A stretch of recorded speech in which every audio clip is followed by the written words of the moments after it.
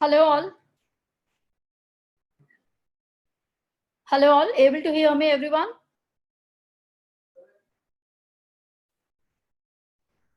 Yes, Lovely. Okay, fine. So I'm sharing my screen with you all. Let me know if you're able to see my screen. All right. So let us see if any pending questions are there in the discussion board.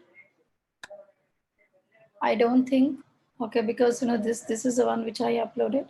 I don't think there is any question. Okay, but you were asking. Okay, Jaykumar was asking about the service orders. Definitely, I will be providing some material on it. Okay, just give me 1 day time. I will be providing this to you. And what else? Bank interest, anyways, I said after starting controlling only we can discuss. Balances carry forward, that special topic we will be discussing at the in the year-end activities. Okay, fine. So this is what we discussed in the previous session. We have discussed the Lavanya, sorry to interrupt you.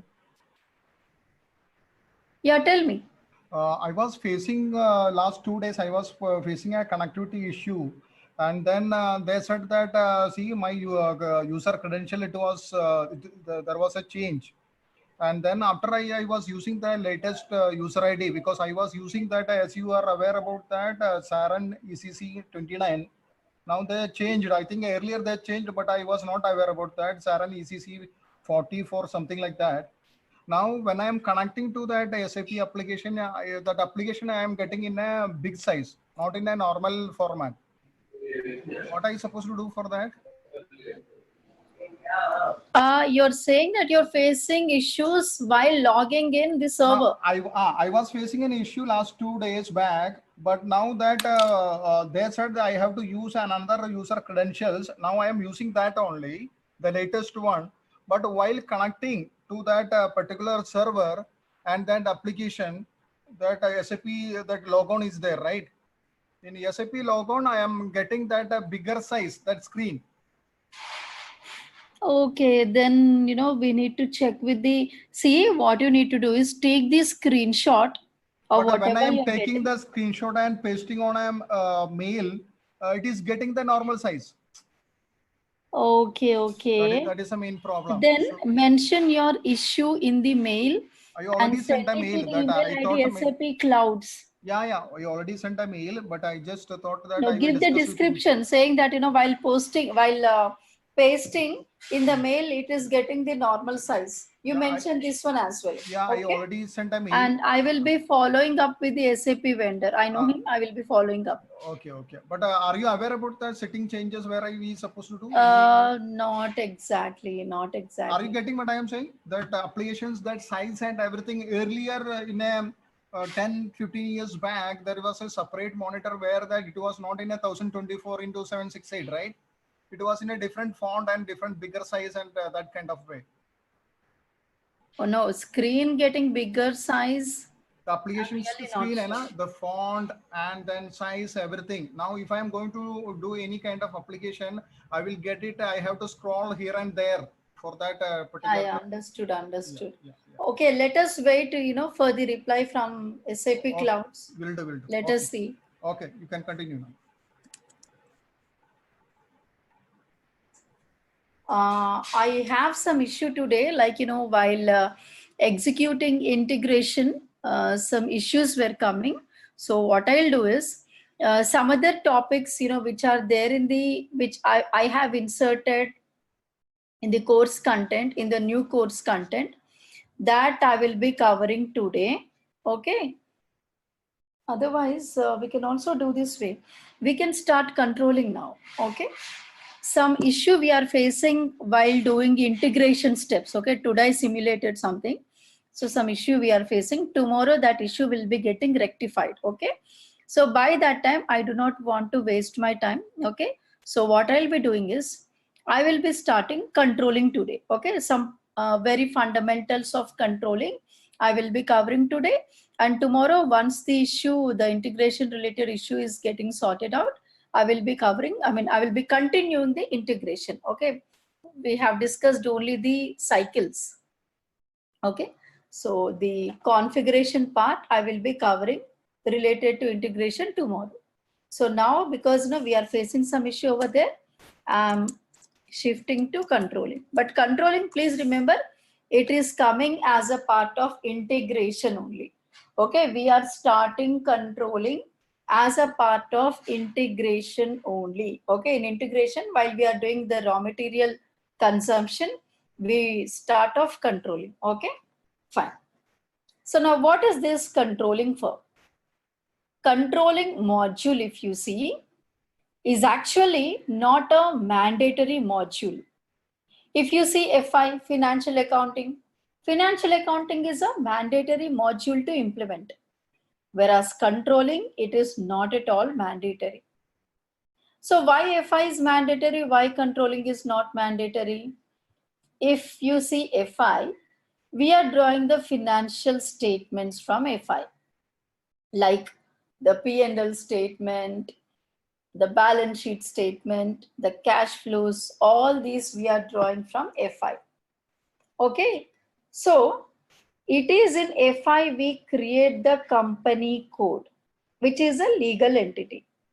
And it is at this company code level, we do all the accounting. At company code level, we are doing all the accounting.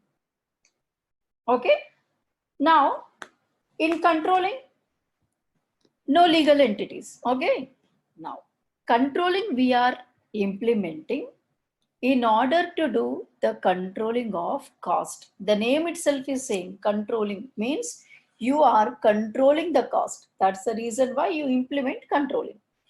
Now, what if the management doesn't want to do any controlling of the cost? We are not at all implementing controlling module. So that's the reason why it is not mandatory. It will be implemented based on the requirement. If requirement is not there, we are not implementing controlling. What if FI is not implemented? If FI is not implemented, the sole reason for having SAP is to do the accounting. That itself cannot be done. Okay. So even all other modules which are integrated with FI, we cannot go ahead without having FI. So FI is a mandatory module and controlling is not mandatory.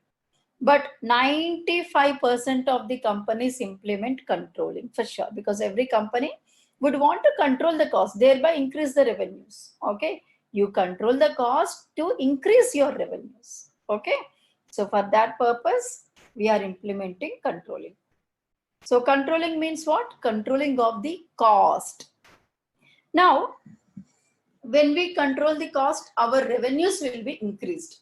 So that means controlling is all about cost and revenues, which is nothing but profit and loss. Controlling is all about cost and revenues, which is nothing but profit and loss. So in controlling, we have nothing to do with balance sheet accounts. Only profit and loss accounts we have to do with. Okay, we are not getting any balance sheet accounts into controlling module. Okay, so all we have to do is to have the P&L accounts only. Okay, so in controlling, we will be coming across only the P&L accounts, which is nothing but profit and loss accounts. Okay, now, so how to implement controlling? What is the organization structure for controlling? The organization structure comprises controlling area, OKKP transaction code. This controlling area is standing at a higher level when compared to company code. So above company code, you will have this controlling area. Above company code means what? Company codes are assigned to controlling area. Below controlling area, you have the company codes assigned. Okay, so now we will be creating the controlling area in OKKP transaction code. So I say OKKP So from this transaction code, we create the controlling area. Now I say new entries because I want to create a new controlling area. Now here, what is the system saying? Controlling area name. So some name I have to give. But system is also saying controlling area should be equal to company code. C code means company code. So system itself is telling me that controlling area name should be equal to company code. So what I have to do? I have to give the same name as I have given to the company code. So my company code name is this one. So the same name I am giving to controlling area. Now give some description.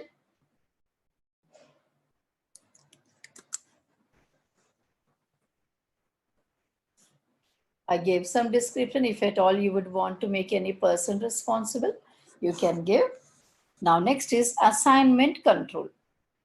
Now, how many company codes you would want to assign to this controlling area? Suppose I want to have only one company code to be assigned to controlling area. In that case, what am I doing? I am saying controlling area same as company code. So when I select this one, under currency type, I can see only one currency, which is company code currency. Okay. So this happens when I have only one company code to be assigned to controlling area. Now, what if I have more than one company code? In those cases, I will be selecting cross company code cost accounting. That means I can have cost accounting between company codes. Okay. Now, in that case, if I go to currency type and see, these many currencies are there. So this will happen when I have more than one company code under the same controlling area. Now from this, I will have to select controlling area currency. Okay. Now which currency I have to take? You can take any currency. I'm taking USD. Now here it is saying this is frozen. That means I cannot change. Different company code currencies. That Lavanya, means what? Tell me. Lavanya, one question. We had company codes assigned to a company actually, right? In the beginning. That Now, is group of companies. Yes. Correct. So is the controlling area accessible across companies as well? No, it is across company codes. Okay, but company codes belonging to one group of company actually. We are assigning company codes to a company in order to make them sister concerns. Correct. Okay, and we are assigning company codes under controlling area so as to have the same kind of cost controlling or costing across different company codes. So the purpose itself is different. Okay, so if we had two group of companies, Lavanya, not company codes, two group of companies actually, would we need to have two controlling areas? Not necessary at all. Okay. Not at all necessary. So the same controlling area? No, let me tell you. Even if we have a single group of companies, you can still have more than one controlling area. Now, how do we know? In what cases, how many controlling areas I have to have? In what cases, how do we know how many we have to have? Let me tell you.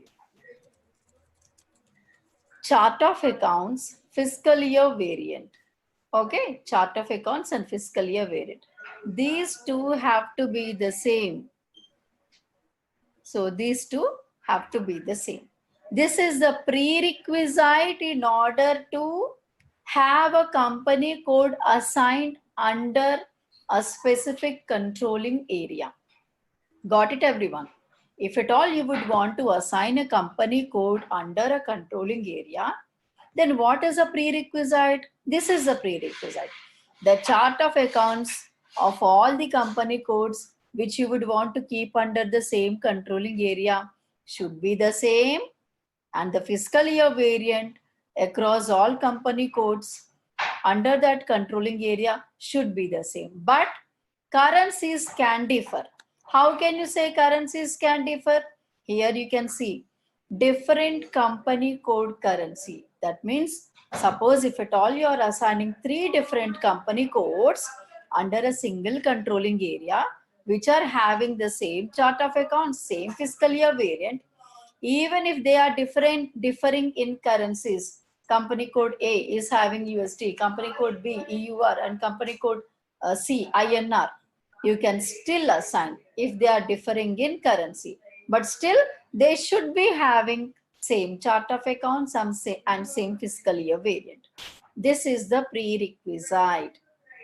With this, you can definitely understand how many controlling areas you can create. Okay, got it, everyone? Yeah. Okay, now different company code currency means what? System is supporting different currencies for different company codes under the same controlling area. Okay, fine. Now, currency valuation profile. So currency valuation profile you need to activate when you would want to have material ledger. Okay, only if material ledger is activated, you will have to have this currency valuation profile. Otherwise, you need not have. Now, next, what is a chart of accounts? Some chart of accounts. So make sure that all the company codes that you would want to assign under this controlling area should be having the same chart of accounts. Next, fiscal year variant. Again, what is a fiscal year variant? It should be the same across all. Which one it was? I don't remember. Maybe this one. Okay, but let me check. 2 are there, so I'm confused which one. That's Let the me correct one, Lavanya.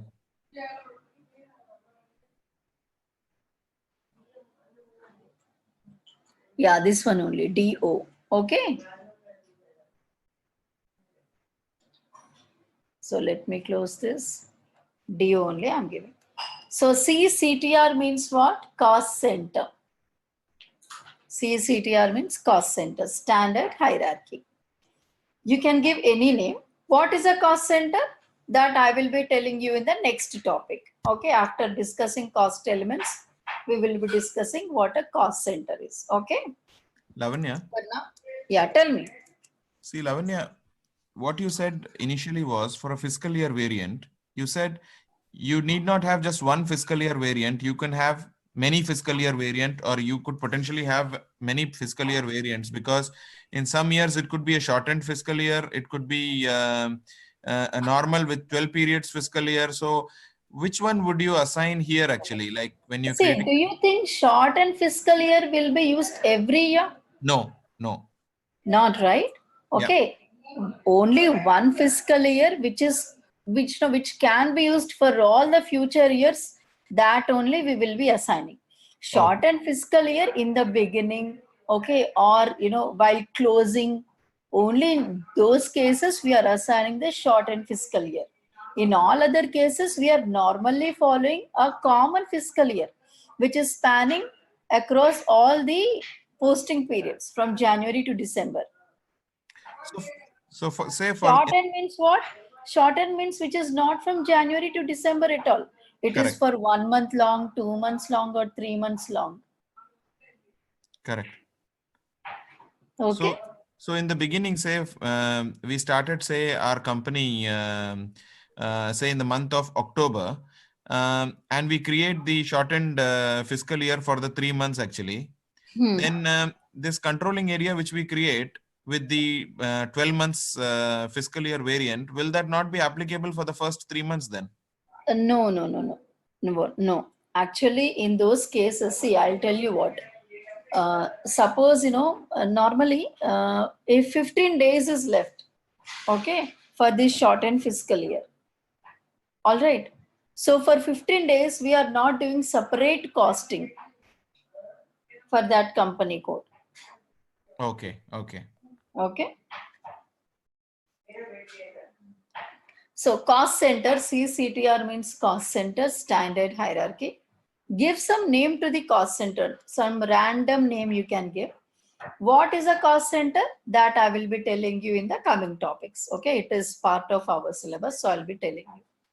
Now, reconciliation ledger. Reconciliation ledger we used to have in the earlier versions.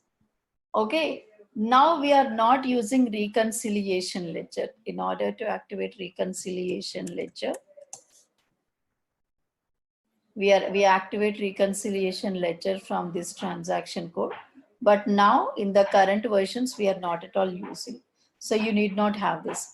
Reconciliation is happening automatically between FI and controlling now. But in previous versions, we used to do it manually.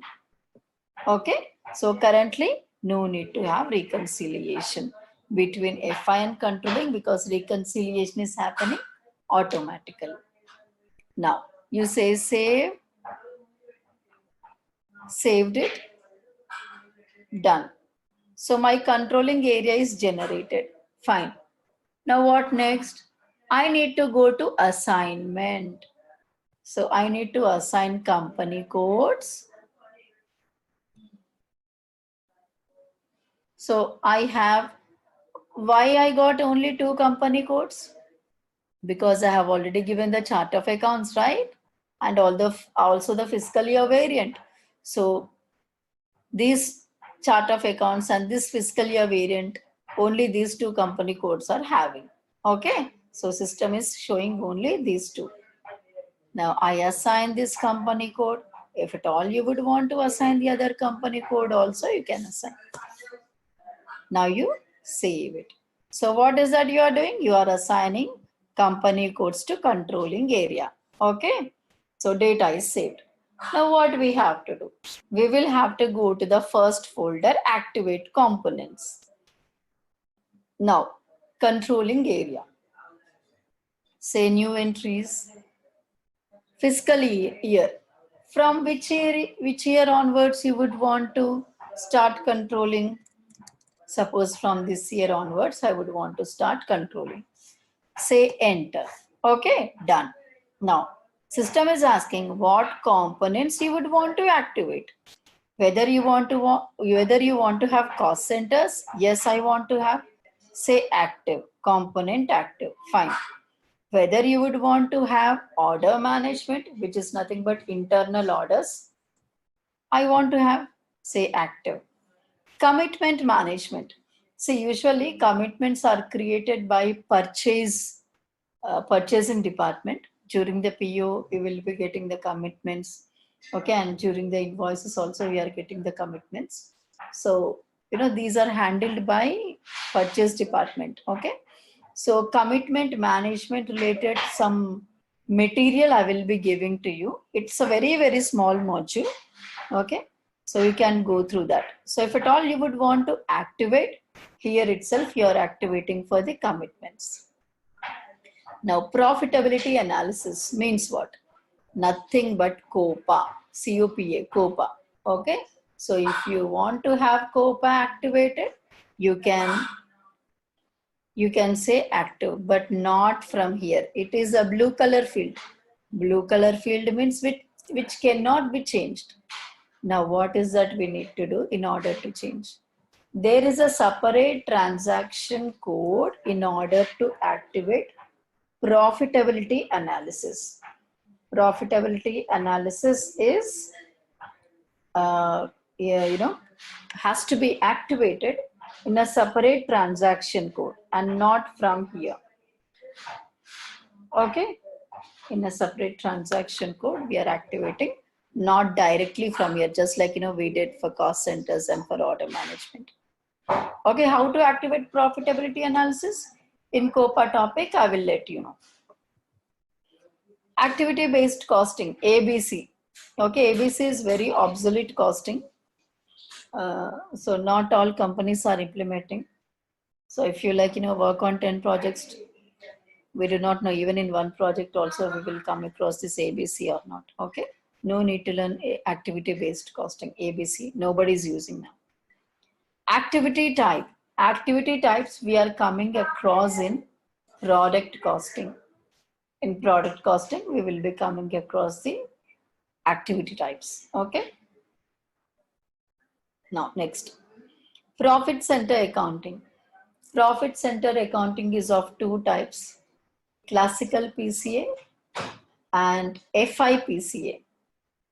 Classical PCA is what we do from controlling it.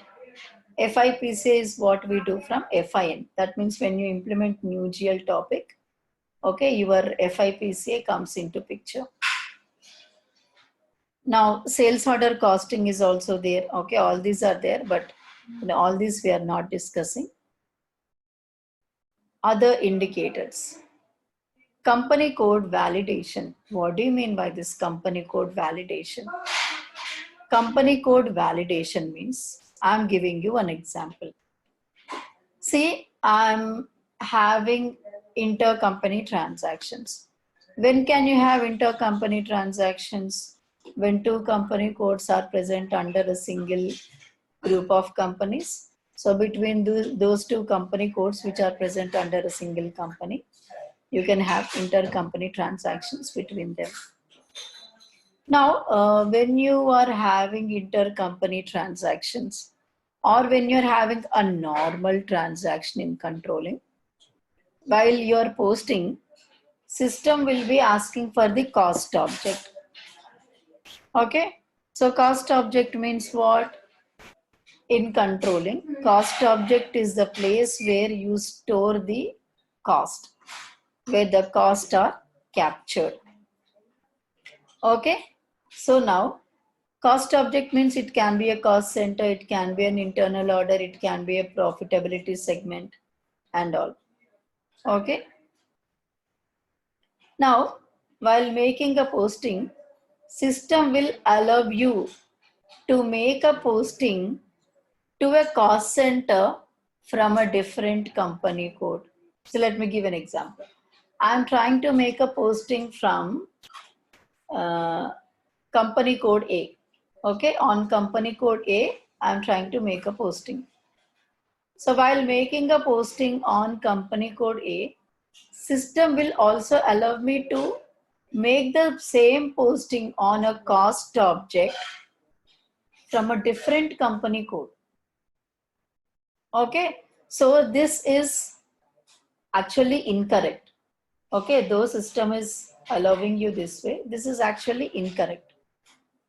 So what is that we are doing in that case? If I activate company code validation, then in that case, system will check before I select any cost object from a different company code. System will prevent me from posting on cost objects which belong to a different company code. Okay, so system will verify if the cost object belongs to a different company code, it will stop there itself. Okay. So that is what, that is why we activate company code validation. Okay. Now you save this transaction. Data is saved. So once data is saved, what is happening? Once data is saved, what is happening? Controlling area is getting generated. Fine. Now what next? After creating the controlling area, suppose you have logged off. Okay, you have logged off your system. So now I got off my system. Okay, I come tomorrow. So this way, suppose if I have two other controlling areas, in all I have suppose 3 controlling areas. Now I try to create some object here. I'm trying to create one object. See, controlling area NAT2 is there, but the controlling area which I created now is what? DOR1. But this is not my controlling area. So how to get my own controlling area? You will have to set your own controlling area. How do you set your controlling area? with the transaction OKKS. You are setting your controlling area to your own controlling area and then say enter, or you can save. Okay, beside that save button is there now. Now let me see. Yes, I can see my own controlling area. This is correct. Okay, so in my controlling area only I should be able to work. So that's the reason why I have to set my controlling area. Okay, fine. So this is called setting of a controlling area.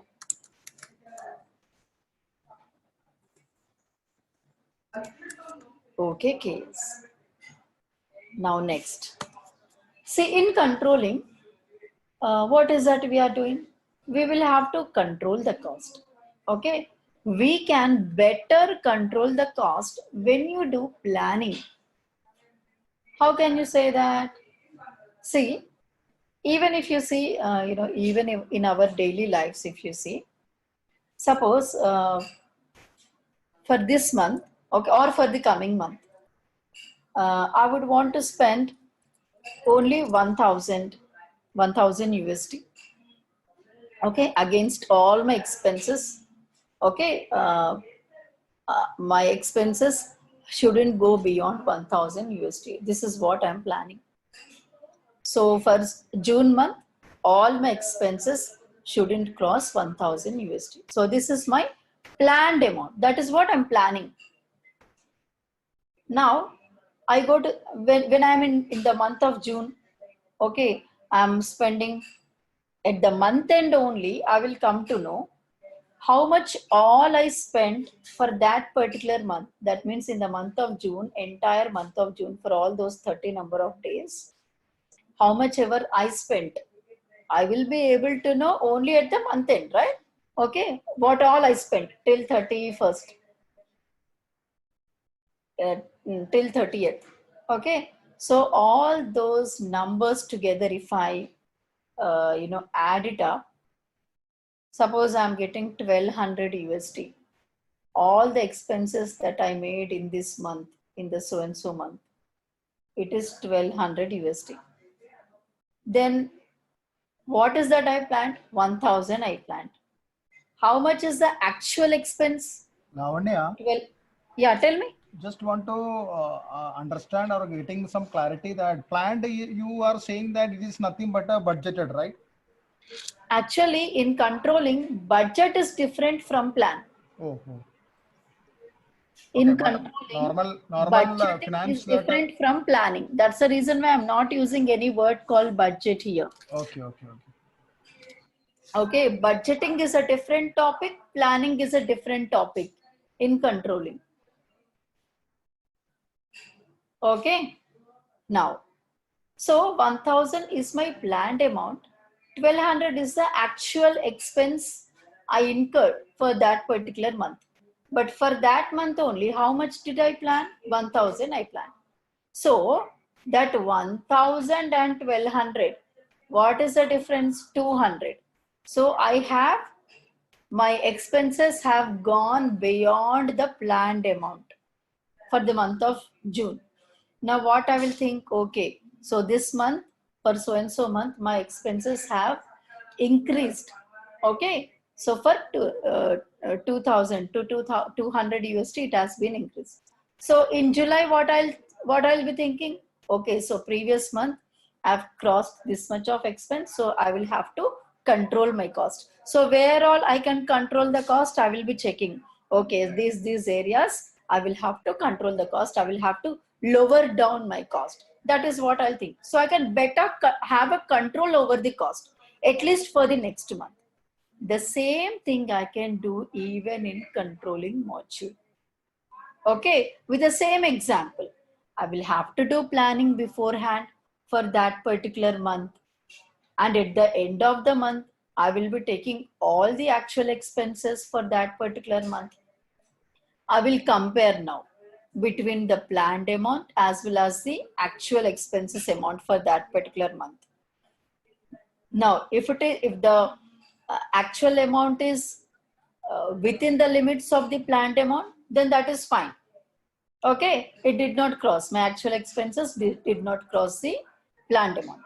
What if my actuals have crossed the planned amount? Then at least for the next one, I will be like, I will be cautious, okay, while spending. Okay, last month, the amount, crossed this much. So at least from this month on, I will have to have control over the cost. Okay, same thing is happening even in controlling. So the difference between the actual amount spent and the planned amount is called variance. Very, very important in controlling. Controlling is all about calculating the variances, and variances is the differences between the actual and planned amount. Okay, the difference between actual and planned amount is called the variance. Okay, and controlling is all about calculating the variances only, so that you can have better control over the cost. Now, how is that you are calculating the variances? With the help of the versions in OKEQ transaction. Now, what do you mean by version? Let us see. I'm going to OKEQ. System is saying general version definition. So that means you define a version here. Now here, why you have to have these many versions? Why not a single version? The reason is you do planning at version level. So in this version, I can do planning. I can do one kind of planning. In a different version, I can do different kind of planning. Suppose let us take an example. Version 0. I'm planning for the month of June for 1000 USD. Version 1. I'm changing the planned amount. I'm making it 1100 USD for the same month. Okay. So this way, different plan I can do at different versions. That's the reason why you can have multiple versions. Having multiple versions is not at all mandatory. In real time, if you see, most of the cases you will be able to see a single version. Most of the cases. In very few cases, you will be having like 2 versions like that. Okay, so you also better try to practice with a single version only first. Later you can use with 2 versions. Now 0 version is used most commonly in any project. Version 0 is used most commonly. Now under this, plan is activated. That means you can have plan, you can have actuals, you can have WIP. WIP is also called work in progress or results analysis. Okay, you can have this, and also you can have all the variances calculated. Okay, so all these you can have in the version 0. So anyways, I'm not changing anything, but still let me save this. I did not change anything here. Now select it and go to this controlling area settings. I double click here. So against 0 version with planned and actual activated, legal valuation is the valuation view. Fine, this is also okay. Now go to settings for each fiscal year.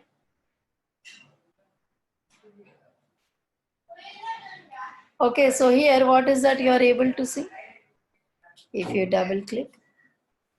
So 2020, so this way how many years I have? All the 4 consecutive years, not only this year, all the 4 coming years also system is showing. So this is by default, it is happening. Earlier, in the earlier versions, we used to do this manually. Even for the current year also, it was manually only. Okay.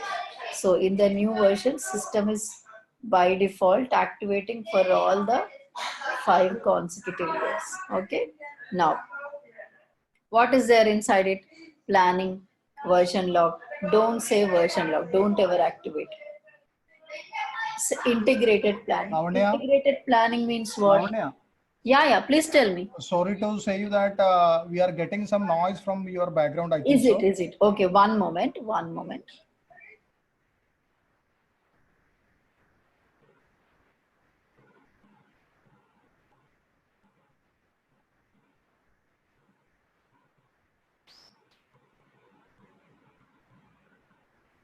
Okay, now it's fine, everyone? Yeah, Okay, I fine. think. Okay. So don't ever say version locked.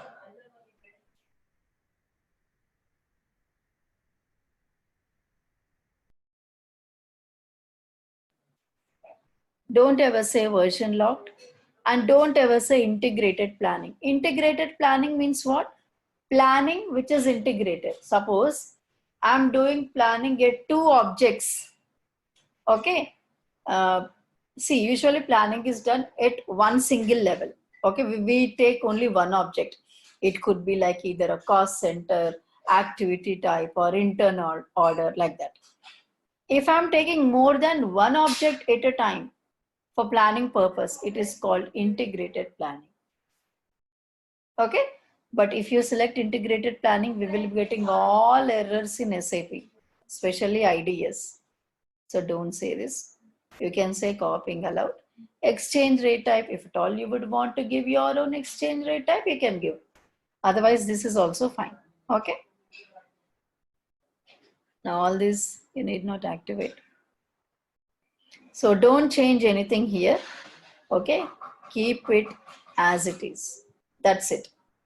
Okay.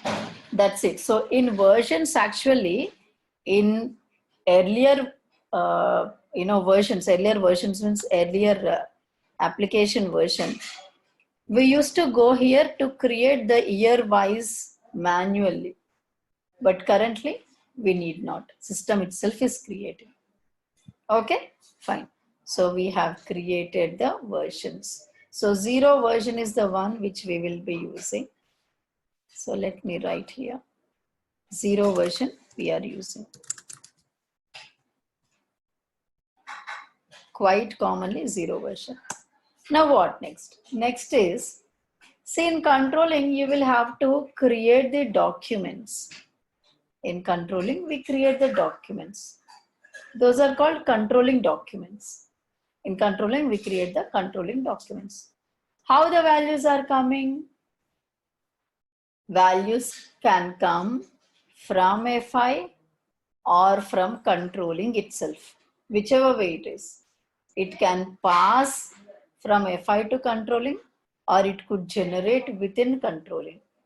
Okay, but when the documents are getting generated, it has to have some document number to it. Otherwise, how can we retrieve those documents? So number range interval for the documents. Transaction code K and K. Number range. These are also called business transactions.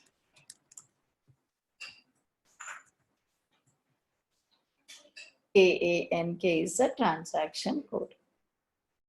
Now let us see.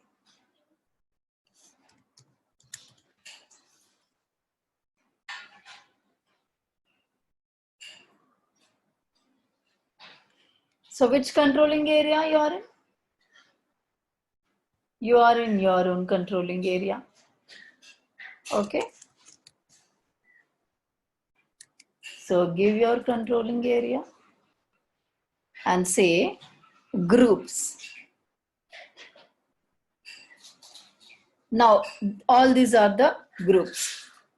Now you have to say create, give your own object, give the number range interval. Some interval you are giving, which is internal, and save. Saved it. Number ranges are saved. So the number ranges which you have created, that you can see at the end.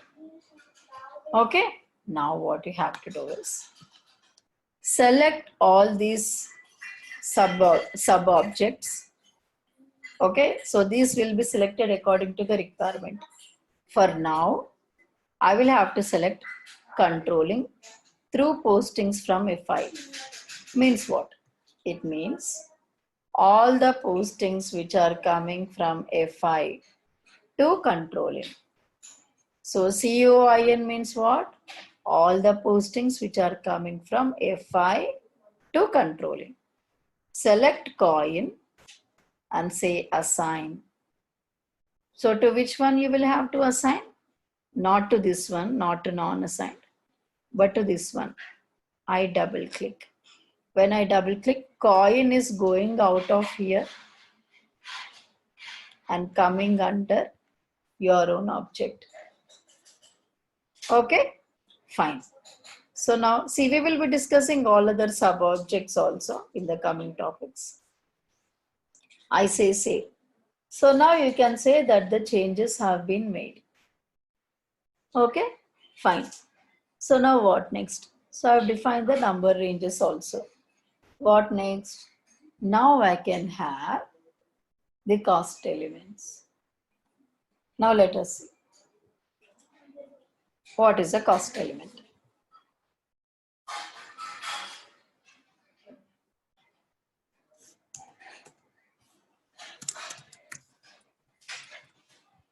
Cost element accounting.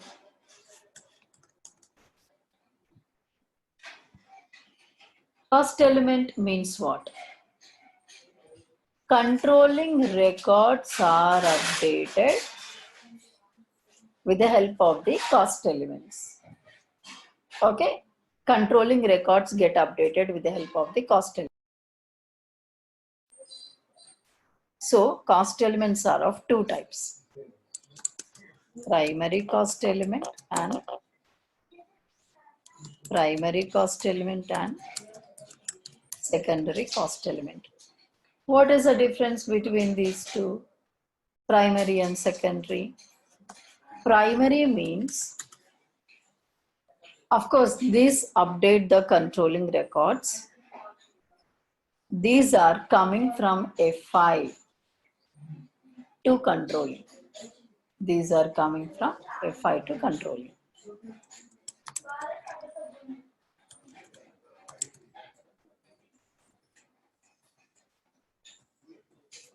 These are coming from FI to controlling.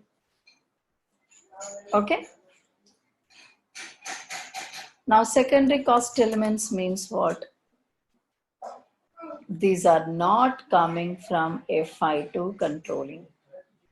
These are within controlling. Okay. Now, with the help of primary cost elements, you can have the postings done. You can have the postings done with the help of the primary cost elements. With the help of the secondary cost elements, no posting. No postings. Controlling records are getting updated, but those are not postings. Then what is the purpose of having the secondary? With the help of the secondary cost elements, these are used in the month-end activities.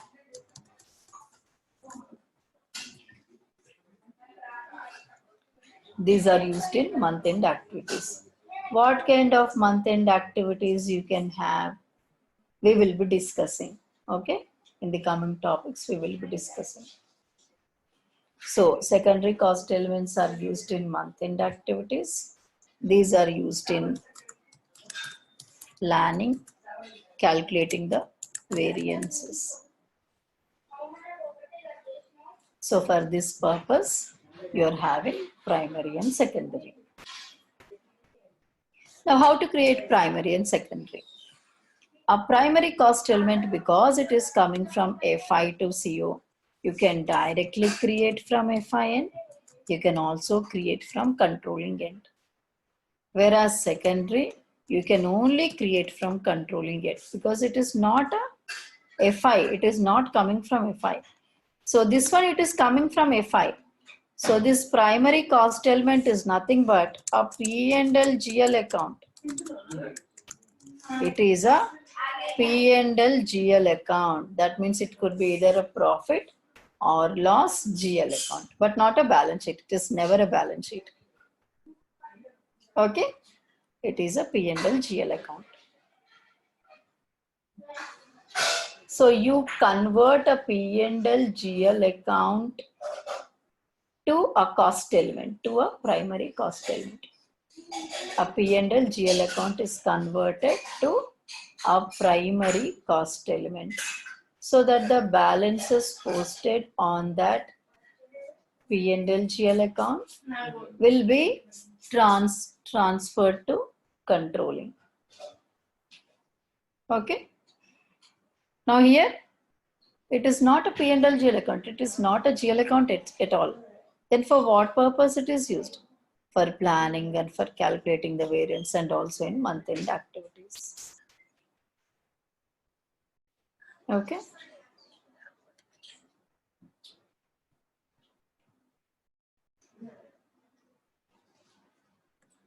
Now, let us see how to create. So primary is created from FI as well as controlling, either from FI or controlling, and the secondary is created only on controlling end. Now let us see what is the transaction code. First primary from FI end.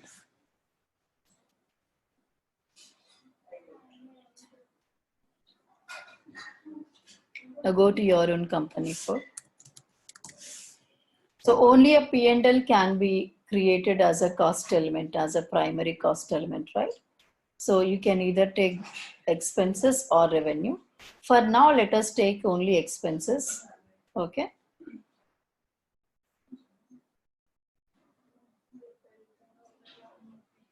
Now, which one we shall convert? Let us convert stationary cost element to primary cost element. Stationary GL account to primary cost element. So this is stationary one, expenses. Now say edit cost element. When you click edit cost element, then system took you to KA01 transaction code. Okay, from FS00 transaction code, when you click edit cost element, system took you to KA01 transaction code. Okay, so from here, give the dates from date to date, say enter. So stationary, make it C. C means cost element. C. For each and every cost element that you are creating, system will be asking for the category of the cost element, which is very, very important. Category. All these categories you need to by heart. All these categories you need to by heart. So category number 1 is given by default. Any primary cost element, if you see, you can by default assign category number 1. One is what? Primary cost or cost reducing revenues. And say save. That's it. Cost element has been created. Now, why specially a cost element? Why not just a GL account? The reason is, when it is a cost element, you will be giving the field status cost accounts. Cost element means it is related to costing. So you will be assigning cost accounts. In cost accounts, field status, OBC4, go to your own field status.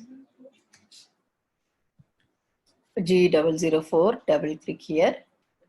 Under additional account assignments, you will have to make either cost center or COPP. COPP is nothing but the internal order or a sales order or anything.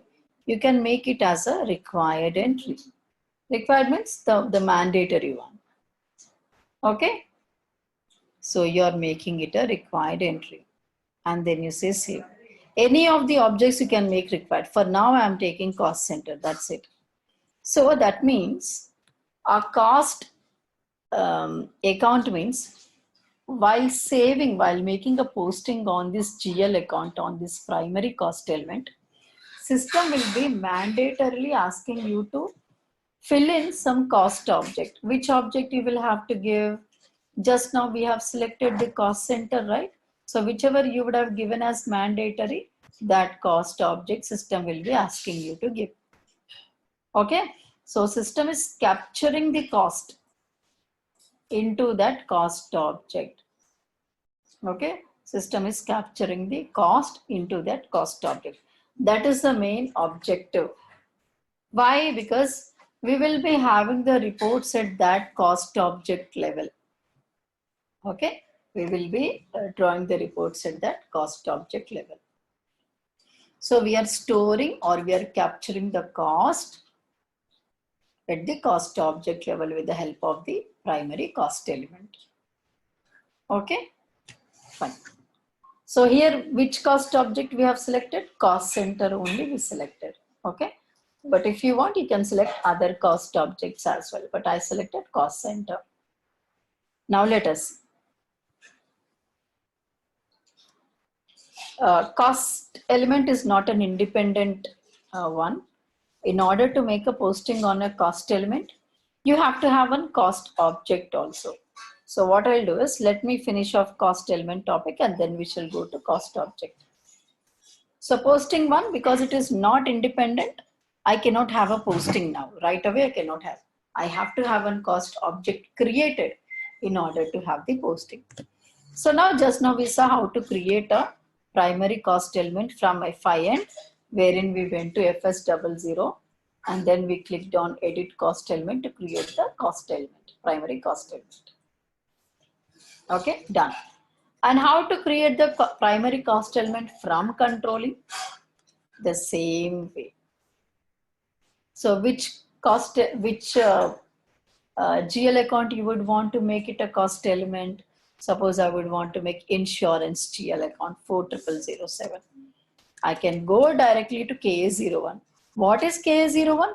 When we clicked edit cost element, system took us to KA01 only. KA02 is change. Then KA01 is for defining, right? Let me show you one more time. Bank commission GL account is there. When I click edit cost element, system took me to KA01, which is nothing but create cost element.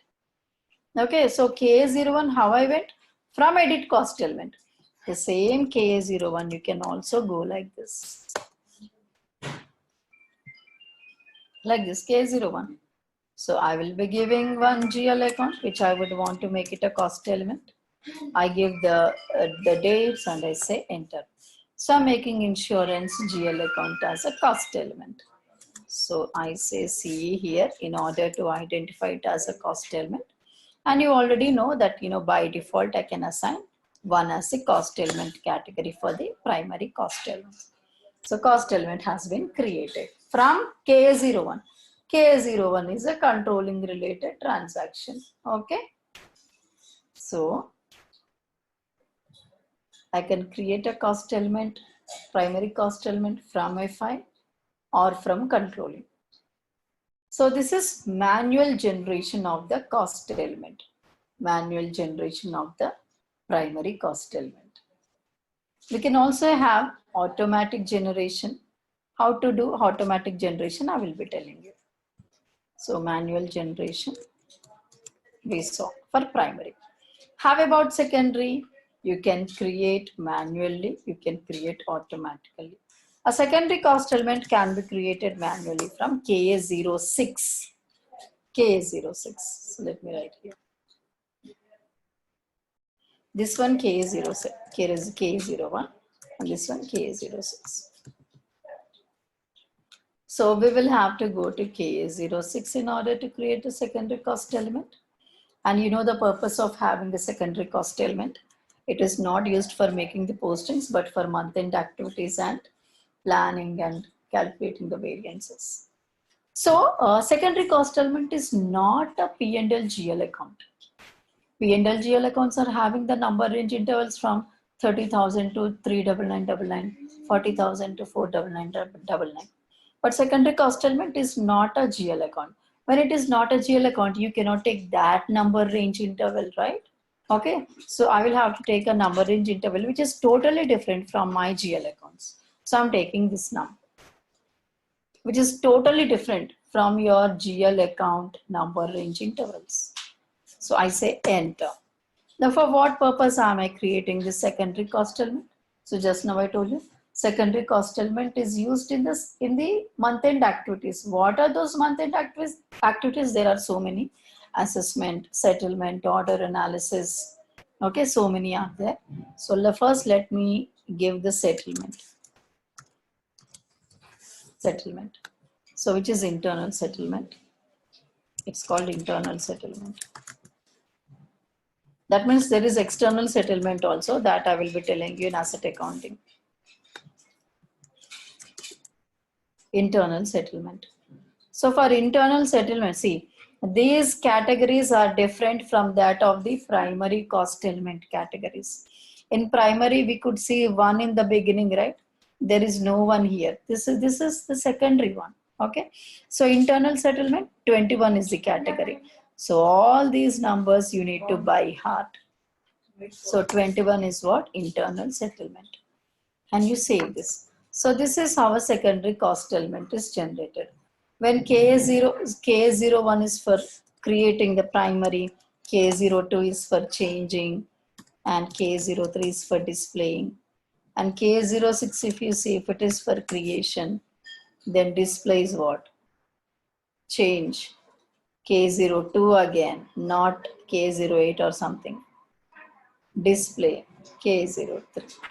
Okay, but creation is K06. Okay, so manually you create primary and secondary like this, manually. Now, how about automatic? In real time, if you see, you will not have a single, you will not have two, you will not have three cost elements to be created. You will be having 50 number of cost elements to create it, to be created, 60 number like that you will be having. If it is one or two, then definitely you can do manually. Otherwise, if you have more in number to generate, then you can go for automatic creation of the cost elements. Okay. Now, automatic creation of the cost elements can be done with the help of the batch input. We have come across batch input so many times, right? So by batch input, you are creating. So I'm going to OK B2. Automatic generation of cost elements, default setting. So some setting you need to do before you automatically generate the cost elements. What is that setting? Which P&L GL accounts you would want to convert to cost elements? Primary cost elements in case of primary. Which P&L GL accounts? So let me take expense GL account.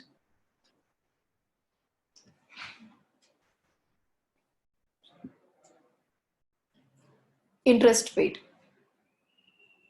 Interest paid, I would want to convert to the primary cost element. So this is a P&L GL account. Fine. Now how about the secondary? Secondary also I can create from the automatic. Okay. So which number I have to give? Secondary is not a P&L.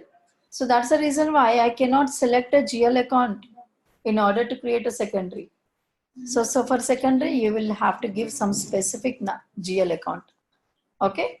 So it is not a GL account, sorry. In secondary, you will have to give a specific number, which is not at all related to GL account. So this is primary, which is very much a GL account. Secondary is not a GL account at all. So give some number, and the number range should not match with the GL account group's number range interval. Now this GL account that I'm giving should have which category? Just now I told you for primary, you can have one as the default. So I'm taking one. So which one I have to give? You will better know if you know the categories. If you know the categories well, you will be able to understand which category you have to give. For a primary, you cannot give the one which is a secondary, which belongs to secondary cost element. Okay, only primary cost element related category only you will have to give. So here for primary, one is applicable, so I'm assigning one.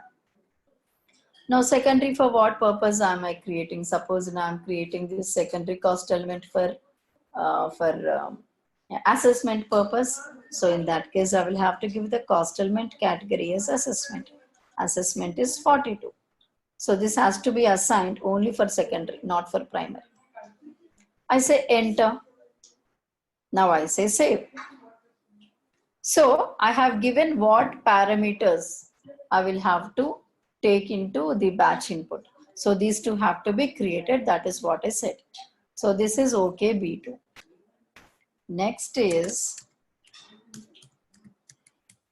OK B3. OK B2 is done. So next is OK B3. In OK B3, I give the controlling area. I give valid from and to dates. Session name you can keep if at all you would want. Otherwise, you can give your own number, your own name. I gave my own name to the session. And batch input user, my own name. And I say execute. Now what is the system saying? Create batch input session to create this cost element. So I've selected only 2, right? So only 2 are coming, okay? So you can select as many as you want, okay? Now next. These cost elements are created by processing batch input session. So the cost elements will be created when you process the batch input session. How to process the batch input session? You already know SM35, we saw so many times so far. Now select it and say process, say display errors only and say process. So processing of the batch input session is completed. It seems okay, fine. I do exit, okay? So now what has happened?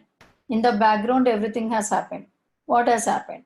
Those two cost elements got generated. One is primary, another is secondary. And the primary is having 4004 we gave. Okay, so restart the same transaction. 4004 or 4004 we gave. Let me see if cost element is generated. Yes, it is generated. You can see 1 here. That means it got generated.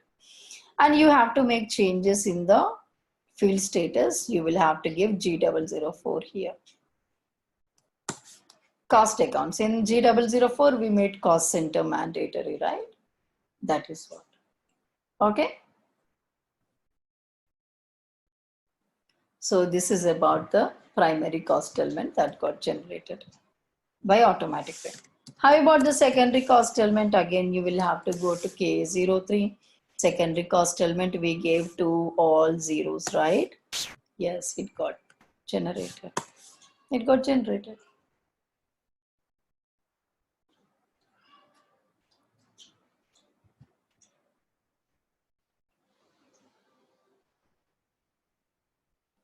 Okay, now next.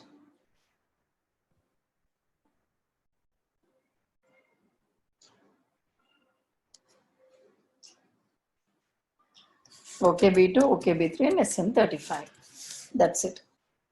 So this is how you automatically generate the primary and secondary. And we also have seen how to create the primary and secondary manually also. Okay, done.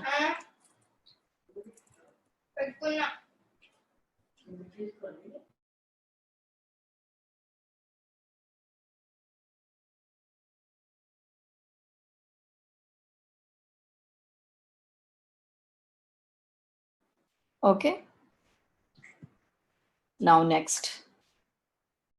Cost elements, if you see,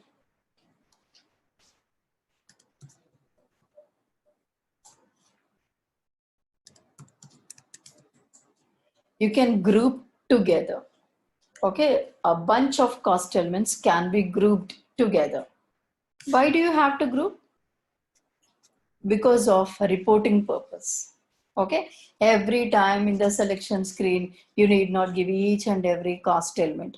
If you just give the group name, under that group, if 100 number of cost elements are there, that means you are selecting all the cost elements at a time, right? So you can group all the cost elements together for reporting purpose. So some group name I'm giving.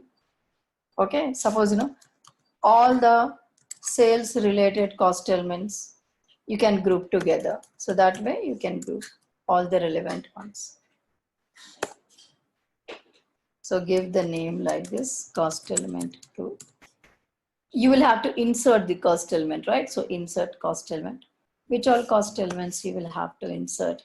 I would want to insert stationery, and I would want to insert the internal settlement. Okay. So actually you will be the similar, okay, cost elements you will be grouping. Okay. So because we have only very few, I've assigned, some random cost elements. The related ones you will be assigning together. So this is about the cost element group, which is KAH1 transaction code grouping. So this is about the cost elements. We have not seen any posting on cost element. Why? Because just now I told you, it is not an independent one. Only if you have a cost object, you can have the posting on the cost element. Okay. Now let us see the very, very first object called cost center. Cost center is the very first cost object that we are discussing. Now, what is this about a cost object called cost center? Cost center or any cost object, if you see, we can capture the cost with the help of the cost object. We capture the cost with the help of the cost object. How do we capture the cost? When we make a posting, system will be asking for the cost object. There you are filling. Now let us see.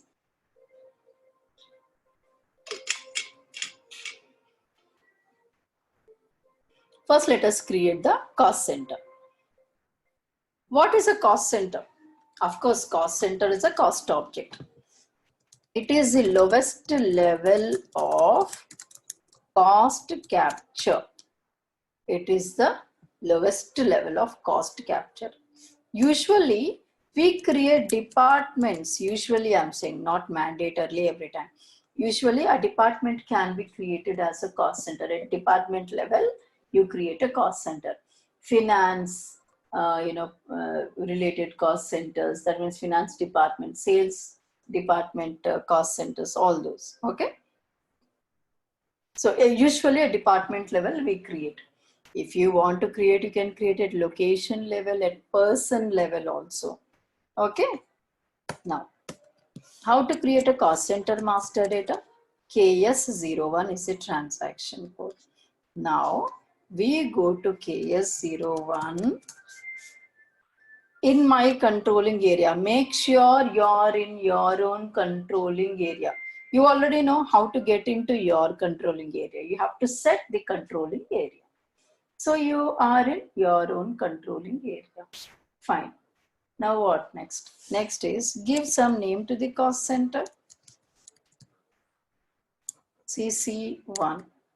Okay, some name I am giving. Otherwise, let me give CCTR101. Will it take? No. CCTR1 I'm saying. Okay. CCTR means cost center. Okay. So I'm giving the dates and I say enter. Now some name you have given, right? Let me paste it here. So this is the name of the cost center. Person responsible, you can give any name. Cost center category. We have seen the cost element category so far, right? So this is cost center category. You need not remember the cost center category. Why? Because the departments themselves are cost center. See, management, research, sales department, production department, logistics department. Okay, you need not remember. Okay. But cost element category, you need to. Now hierarchy area. Hierarchy area for cost center we have created while creating the cost, while creating the controlling area. So you just have to, click like this, it will default. Okay. We have defined this while creating the controlling area.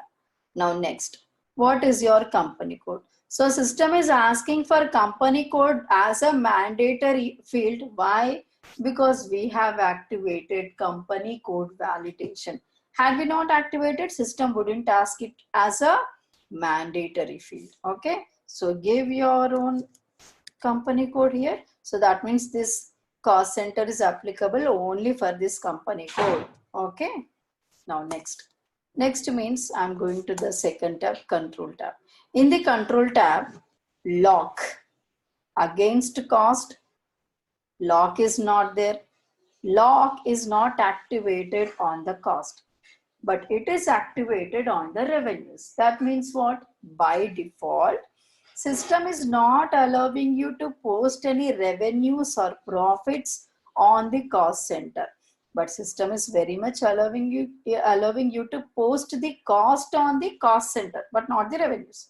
That means, suppose I did not change this configuration and I save this.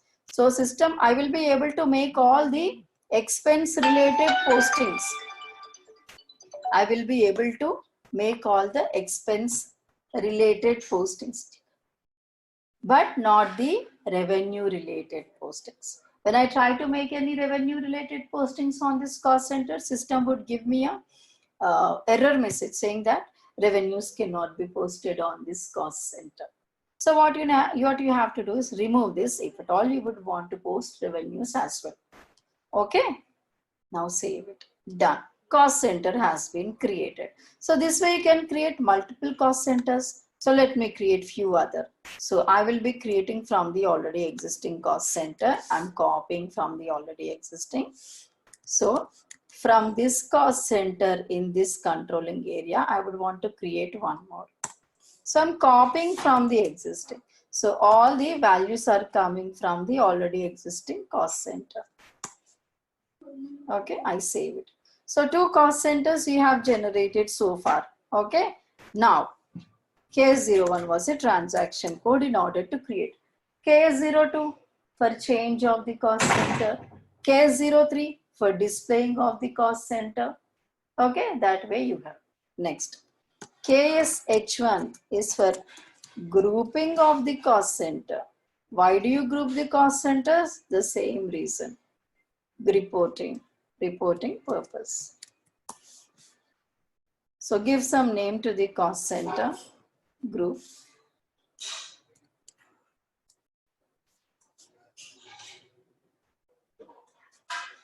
If you give a big name, it says it is invalid. So what I'll do, I'll give a very short name.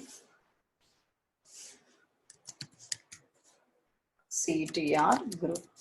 Now you will have to insert the cost centers, right? Say insert. What all cost centers you would want to put under this? You can select like this. So I've given 2 cost centers, CTR1, CTR2, and then I say save. Done. Changes have been made. Okay, done. I've done grouping. Grouping is not mandatory. In order to make reporting easier, we are doing the grouping of the cost centers. Okay, that's it. Otherwise, not required.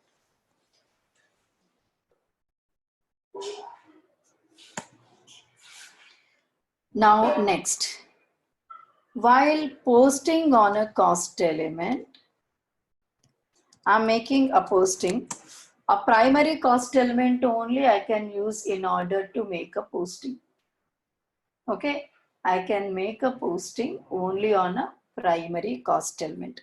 A secondary cost element I can never use for making a posting. Okay. So only a primary cost element, which is nothing but the P&L GL account, which is converted to cost element. So let me just try to post. I always select one only.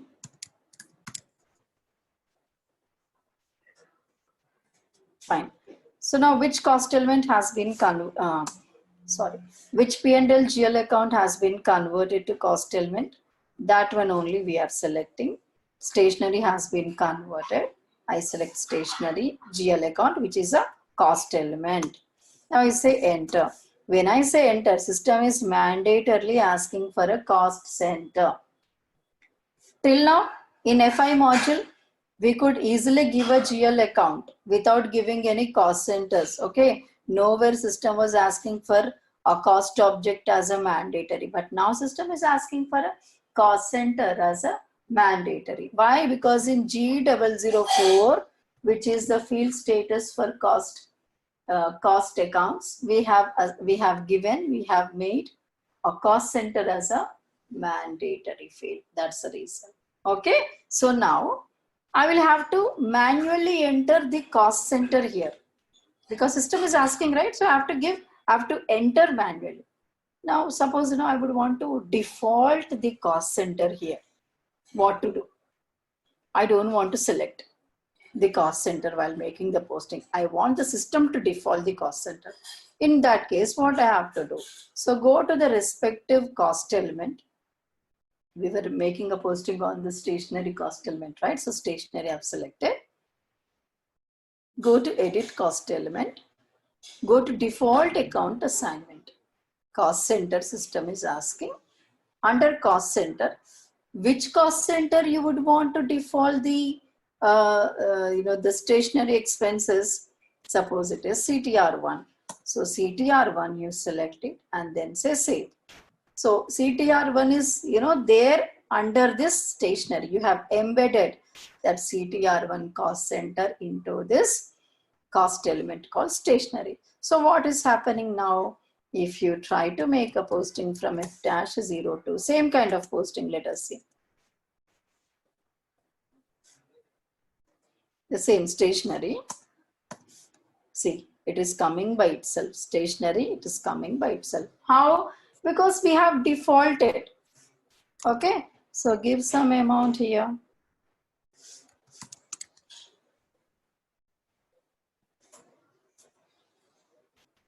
And say document simulate. Okay, 0 it became. Save. Document 49 is posted. Fine. Go to display. You can very much see the cost center against stationery. Okay. So now this cost center, if you see, reports are there. Okay. KSB1 report, which is nothing but the actuals reports on the cost center. So now go to KSB1, actuals report on the cost center.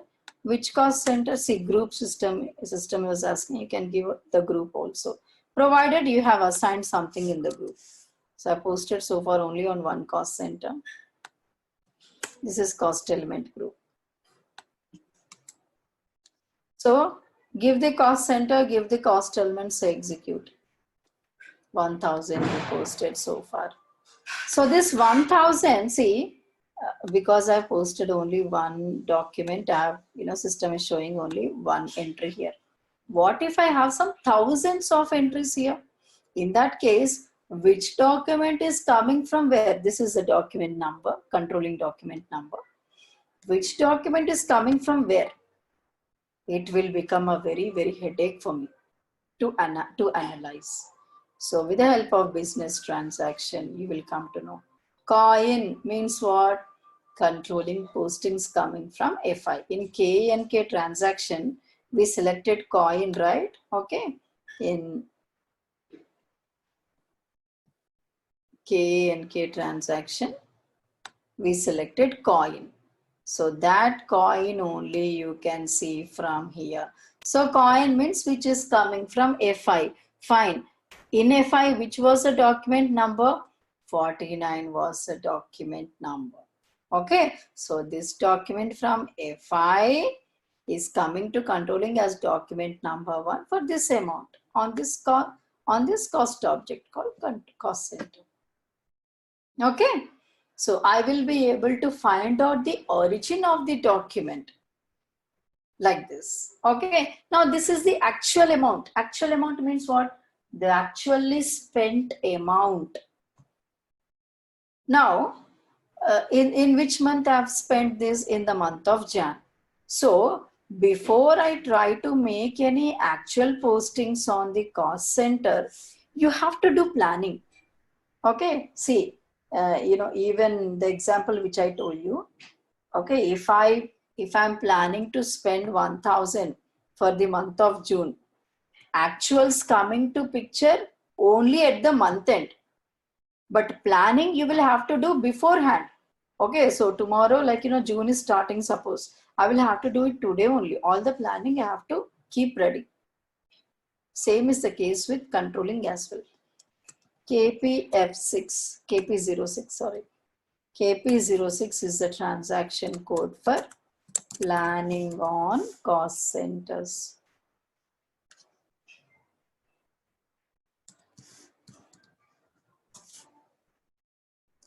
Change cost element planning. Okay. So version, which version you will have to take? We have only one version activated. If you want, you can give any number of versions also. Any number of the version you can give. Now from period to period means what? Actually, planning is period wise. For so and so period, you do planning. You cannot give an year, okay, at a time. Okay, only a particular period of a year you can give. So which period you can give? If you want, you can give period 1 to 1, just one period at a time. Otherwise, you can even give all the 12 periods at a time. So 1 to 12 means all the periods from January to December in this year. Under which cost center you would want to do planning? Under cost center 1. Under which cost element? You have to give cost element also. Stationary cost element I would want to give. So select form based and go to this yellow color button. So I've selected from 1 to 12 periods, right? That means for all the periods. So for all the periods, how much do I want to plan? Suppose it is 15,000 that I would want to plan. So this 15,000 is applicable for all the months in this year, against this cost center and against this cost element. Now you save it. See, distribution rule is there.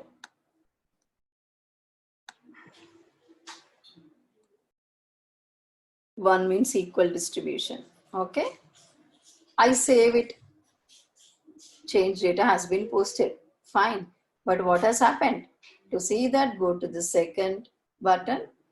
15,000, whichever we have planned for all the months, has been equally distributed among all the months from 1 to 12. It is equally distributed, that 15,000. That means for every month, the plan amount is 1250. Fine.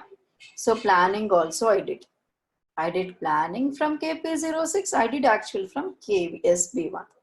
Now next one is in the month end. I will have to see in the month end.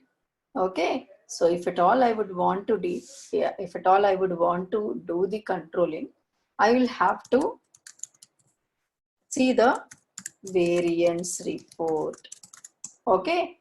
Now variance report on cost centers is what? Variance reports on cost center. You need not remember the transaction code at all. It's very long. Okay. So let me just tell you.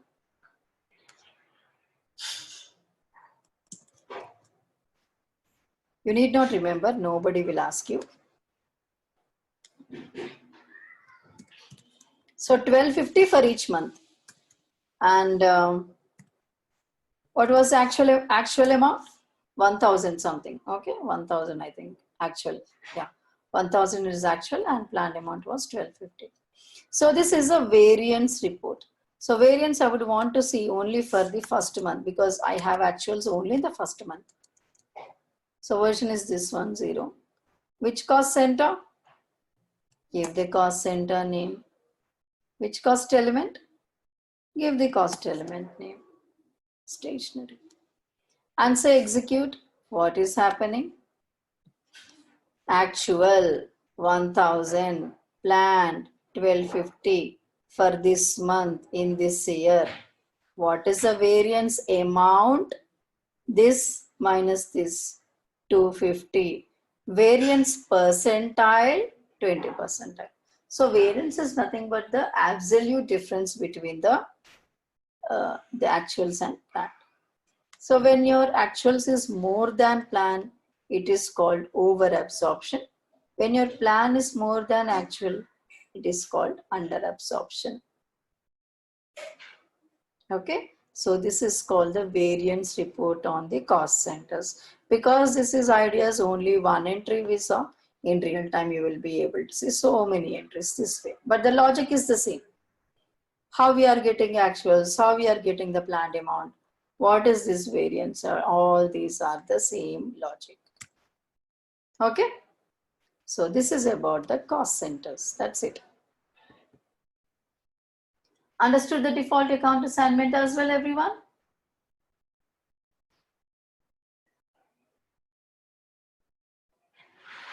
Okay.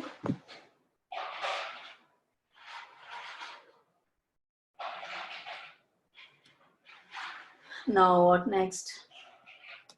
So we discussed cost elements, we discussed cost centers. That's it about cost elements and cost centers. Primary cost element, second. Lavanya, Yeah, tell me. one of that report which you generated. Louder, please, louder. One of the report you generated, that is KSB1, right? For getting that Yeah, actual. KSB1 is the actual reports on the cost center. Yeah, so where you have that we can identify that document number and from where it is getting. But is there any option to get that document type also, whether it is ESA or whatever it is? Let us see, I mean, any relevant changes that you want to do. No, in our column selection, is it available? Yeah, let me see if document, if it is available, you can select. Let me see.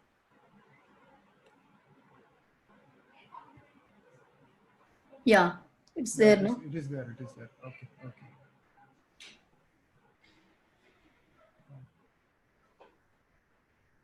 Yeah. One more The thing. document type is coming. One more thing related to the cost object. Huh? One of that I just want to ask one more thing related to the cost object. Okay. What we discussed, you said that cost center, that is the one of the lowest level of a cost where we want to capture it, right? Okay. Now, see, as per my normally that as per my knowledge, see, under a cost center there can be a internal order also, internal order. You cannot say for sure. Okay. Usually, not all projects will be having the same kind of structure.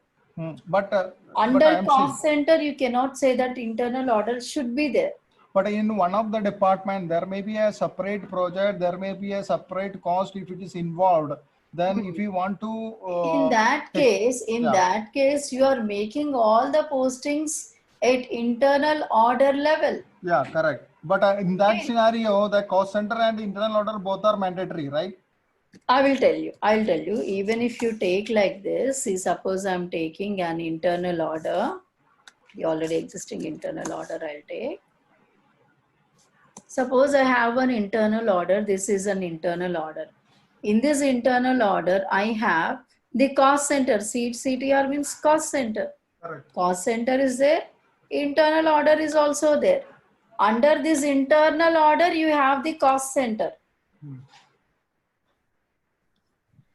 Okay. In this internal order, you have the cost center. Correct, correct. Yeah, that is correct. So any other questions, anyone?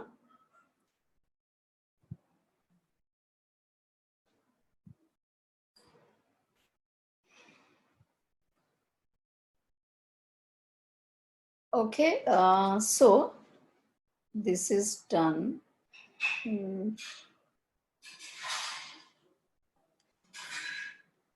Cost centers is also done.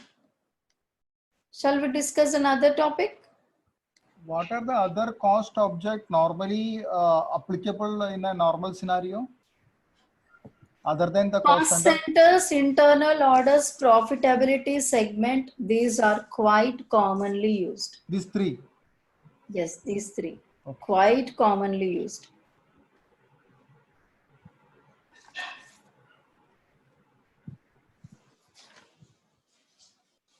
Okay. Now I think, we can have the bank interest. This scenario we can have now. Shall we discuss this? Okay. So here, bank interest means we are getting the interest amount from bank because of the savings amount, we have in our account. Okay. So bank interest scenario, we are looking at. In the very first place, we have to have one GL account created for the bank interest, which is a revenue. Okay, because we are getting amount, right? So this is a revenue. So I go to our company code under revenue. I create the bank interest. I think we already created. So this is a bank interest received. Done.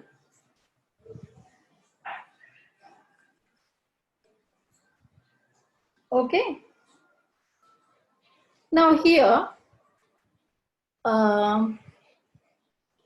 this I'm making it a cost element.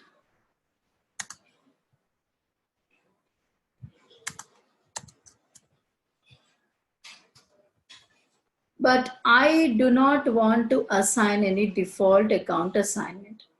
If I assign any default account assignment, if I give cost center here, whenever I'm making a posting on this cost center will be defaulted and this cost center gets updated. I don't want to do that. Only when EBS is coming, only when this account is triggered from EBS, only then I want to have the cost center updated. If I'm making any manual posting on this, I do not want to have the cost center. In that case, I cannot give under default account assignment as the cost center. Every time it gets updated, which I do not want it at all. Okay, I want the cost center to be coming under this cost element only when I execute EBS, but not in any other case. In that case, I cannot give the default account assignment. Now, fine. So we are done with the GL account. GL account creation is done. Now what next? Next is the configuration in OT83. What is OT83? The configuration of EBS.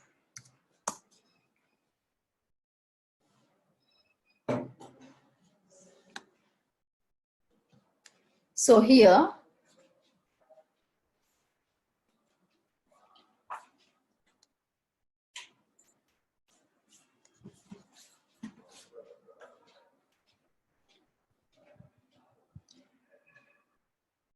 okay, we have not created. So I'm going to create one. Okay, I say new entries. I say like this.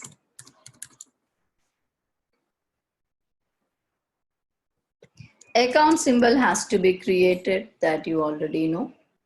Account symbol is created. In the next step, against the account symbol, you have to have the GL account assigned.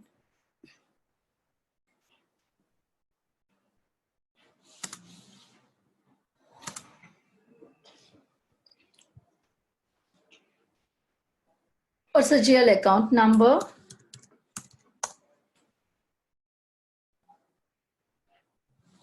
Three 3002.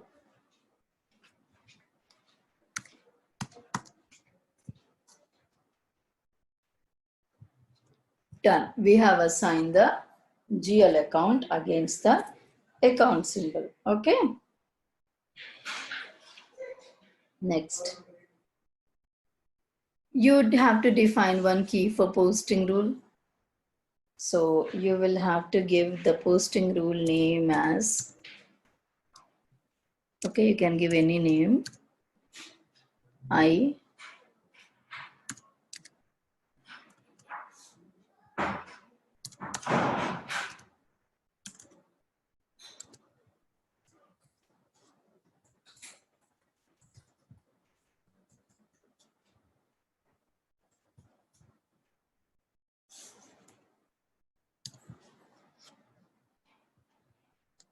Interest posting.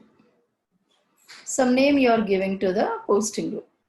Next, define the posting rule. Say new entries. What was the name? This one. This definitely belongs to bank accounting only. Okay. Now, You are getting the amount from the bank as interest. So your main bank account should be debited, right? So you debit the main bank account and you credit the income account, okay?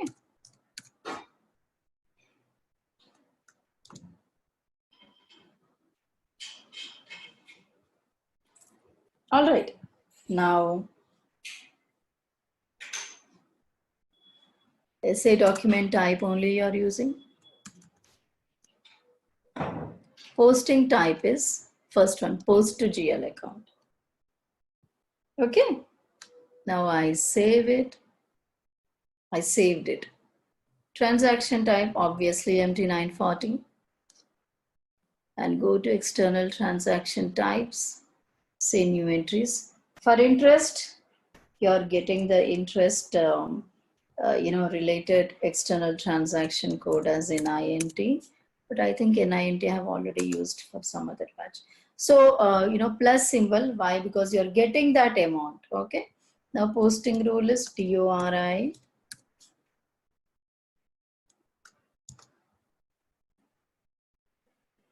Interest posting. No interpretation, nothing. Say save. Okay, it is already existing. That means I've already used this. So what I'll do is I'll go to NINT.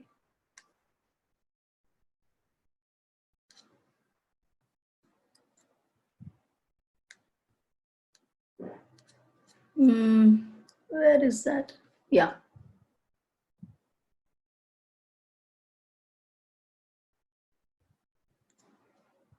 Yeah, NINT plus symbol only because it is incoming amount. Now I say interest posting. Done. Date I saved. Okay, so now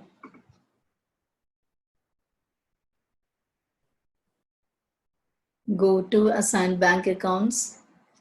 Make sure everything is filled up.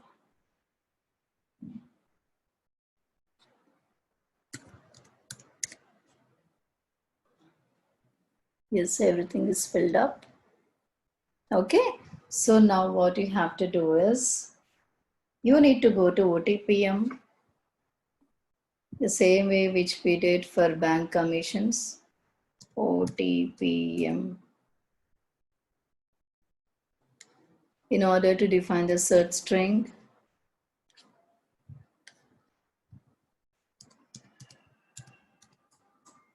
All right, so make sure everything is saved here. Everything is saved here. Now go to OTPM here. Try to delete if any other bank interest related search string is there. Okay, so nothing is there. So I say change mode and I say new entries. Now I say string name is bank interest. Okay, so search string name is the bank interest.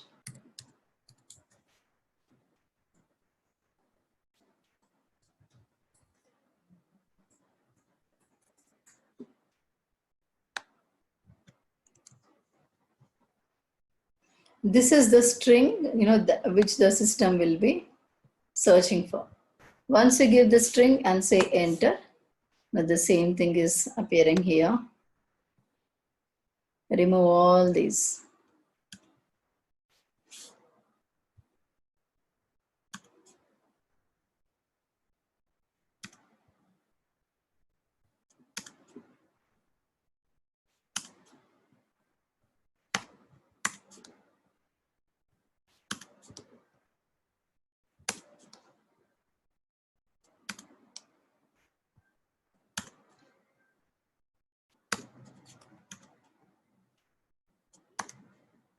Remove all this. Now, whenever I would want to have this posting on the bank interest, I want the system to update the cost center as well. So that means mapping is done on the cost center.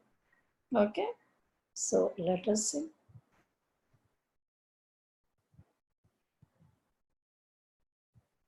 Give the target cost center name. You can give any cost center name which is already existing.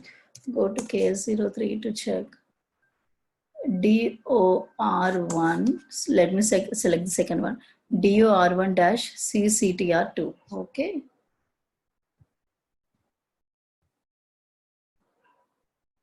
DOR1 dash C C T R 2.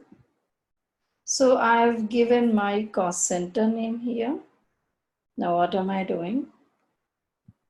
I give the entry text as like this, and I say test.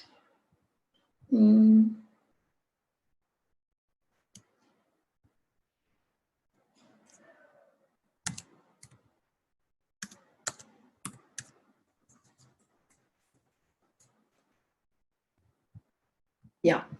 So when I say test, system is showing me whenever bank interest search string is being found, system will be mapping to this cost center which we gave here. Yes, the same thing I want my system to do. Now I say save. Now I go to this folder, search string use. I say new entries. Which company code? My own company code. Which house bank? Some house bank.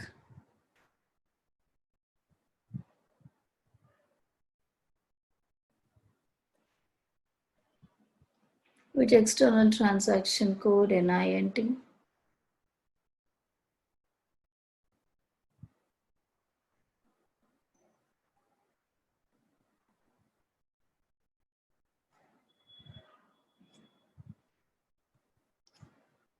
Let me find out NIN.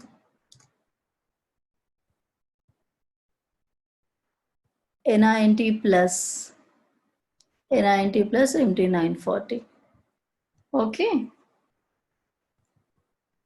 So positive value, obviously. And the search string name is bank interest. Target is a cost center. And you have to activate it. Okay, so make sure everything is correct. Your cost center only it is activated.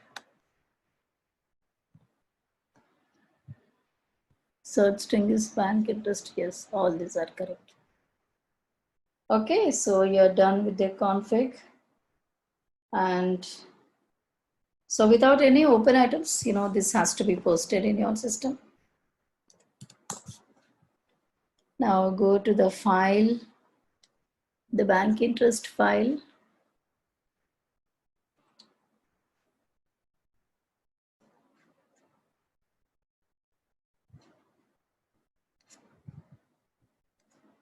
Okay.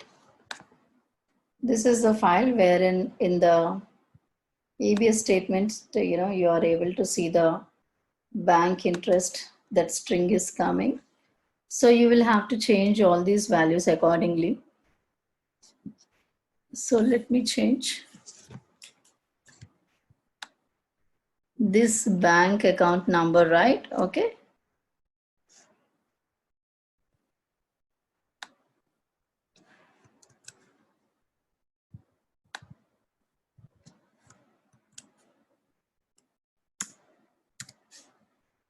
Give today's date, 9th by 2020, 9/5/2020.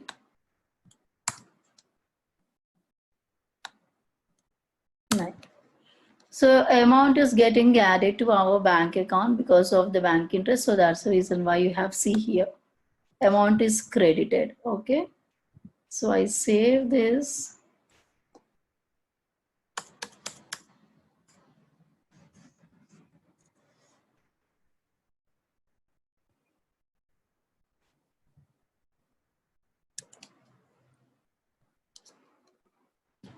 All right. So Make sure everything is correct.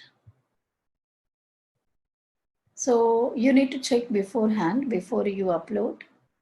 Go to FF67 to check FF67.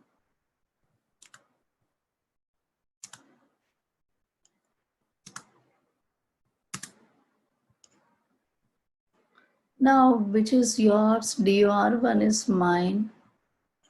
The latest closing balance is 1000. Okay, so give 1000 here only.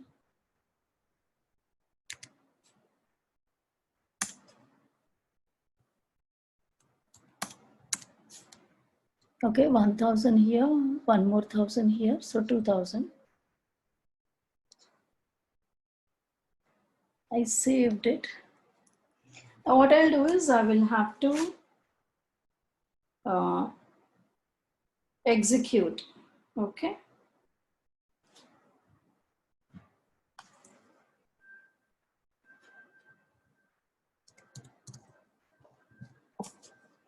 Before I execute, all these have to be closed.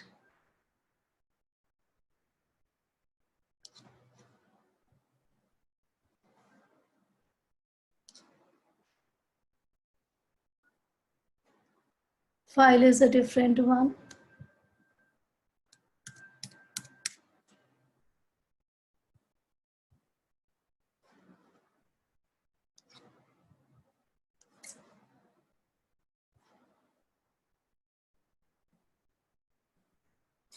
Document 50 is posted.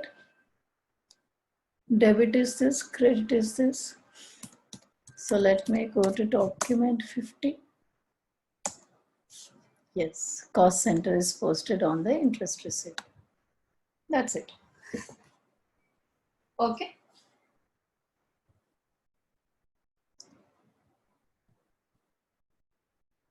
So that is it about the bank interest scenario from EBS.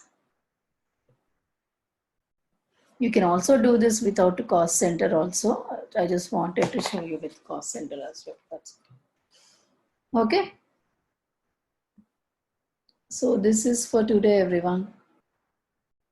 Any questions? Any questions?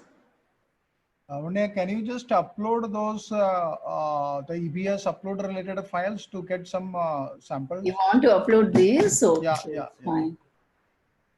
Okay, right. Not only these, that one which we completed last time also, the sample files you can Also, upload. okay, fine. Not a problem. So that, yeah. Not a problem. Right away I'm doing. Just give me a moment. Let me tell you one thing, yeah. Those files are there in my remote desktop. And this is my own desktop. So I cannot get them now. Let me check if I can get. If I can get, then that's fine. But I do not know. Okay, those files are there on my remote desktop. On my remote desktop, files are there. Okay, I'll see if I can get it. Okay, so just give me some time. Let me see if I can get it. Okay. Yeah, you can access that same site from server side. Then maybe you can upload it. No, I'm not able to access that way. I just have to copy and paste. Okay. So let me see, like how to copy and paste. No problem. Lavanya, Yeah, tell me. could you also upload the work notes, the PowerPoint? You want me to upload that as well? Okay, so straight away I can upload it. Just give me a moment. I'm uploading the work notes. Okay. Just give me a moment.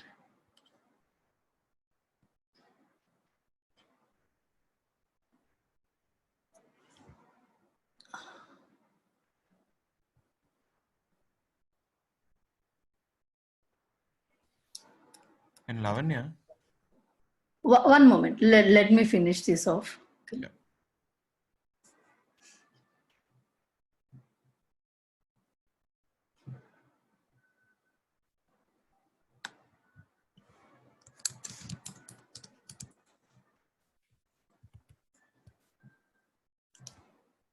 Yeah, so this I have uploaded. Okay, you can download it from discussion board. So from here, you can download it. Okay, fine. Yeah, next question, please. And Lavanya, you know, I'm unable to access the remote desktop. I've raised a ticket Please with. check with the support team, no, because even I'm not aware.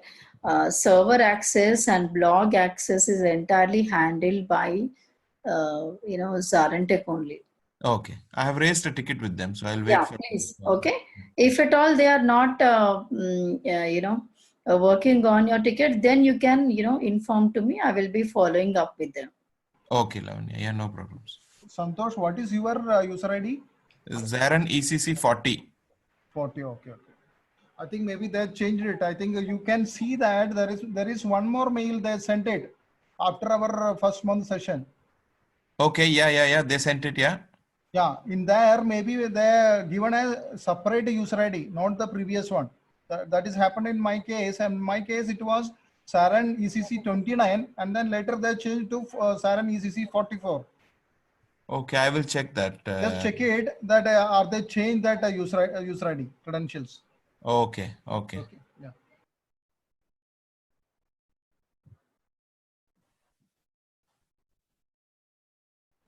Okay. Any other thing, anyone?